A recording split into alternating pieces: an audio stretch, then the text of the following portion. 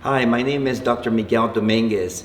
It is with great pleasure and humility that I want to share with you today what my practice is all about, what it focuses on, and the multimodality in the management and treatment of chronic pain. I have decided to record this presentation for three main purposes. An introduction, one and foremost, is to inform patients of the specialized practice of pain medicine, specifically in the management of chronic pain conditions. Also to discuss a little bit about physicians' background, experience, and education, and the approach of treating chronic pain. Number two is to educate the patients on the different types of pain mechanisms, medications, conditions that may lead to chronic pain. But most importantly, I would like the patients to have an understanding of what pain management is so that they can make a better decision about whether our practice is a place where you could come to get treatment for your underlying medical problem. Now, I want to talk a little bit about my background. I have now been in practice in Southern California since 1991. I have been fortunate to have received a superb medical education experience, but most importantly is the patients that have given me the education over many years in clinical practice. After completing my undergraduate degree in biology from the University of California in Santa Cruz, I was able to complete my medical degree from UCLA, otherwise known as the University of California in Los Angeles. I recall that during medical school, students needed to decide what specialty they wanted to pursue after graduation. I was torn between a career in surgery versus anesthesiology. I got to share a story that my counselor in medical school was not very supportive of me going into those specialties because he thought that I was a people person and that I needed to go into a specialty such as internal medicine or family medicine.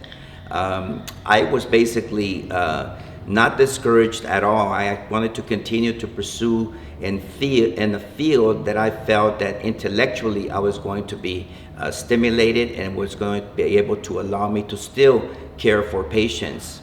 I pursue a career in anesthesiology with a subspecialization in pain medicine that will allow me, again, multiple array of intellectual opportunities. And I'm going to explain this in little detail.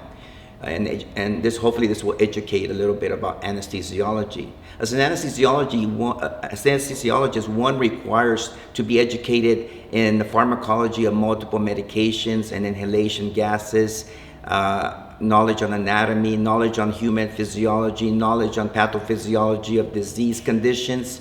An anesthesiologist is also responsible for keeping the patient free from pain during surgery operations and also maintaining important life functions during the anesthetic. Provision of these benefits for the patient is through multiple sources.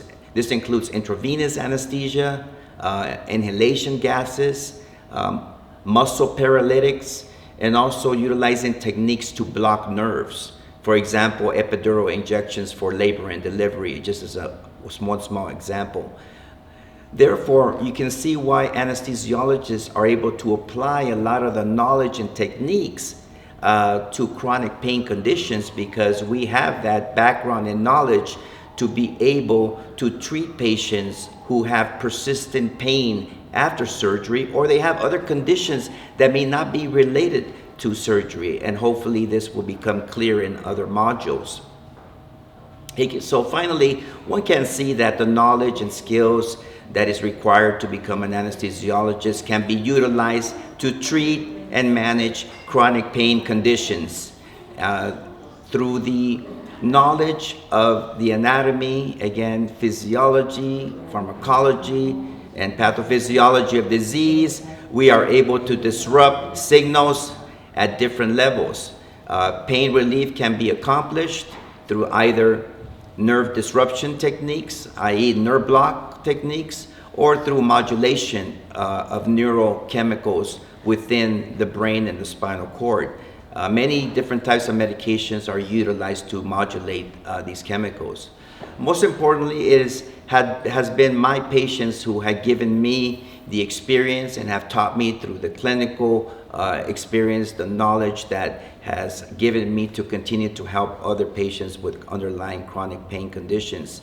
In a separate module, I would like to be able to talk about different types of approaches to managing pain. And these modules are going to be described in medication management module. Another module will be on the commonly used procedures to disrupt pain signals and other non-destructive and non-invasive modalities such as physical therapy, acupuncture, biofeedback, and cognitive behavioral therapy. Not to mention also techniques such as transdermal electrical stimulation, which a lot of us know it to be as TENS unit.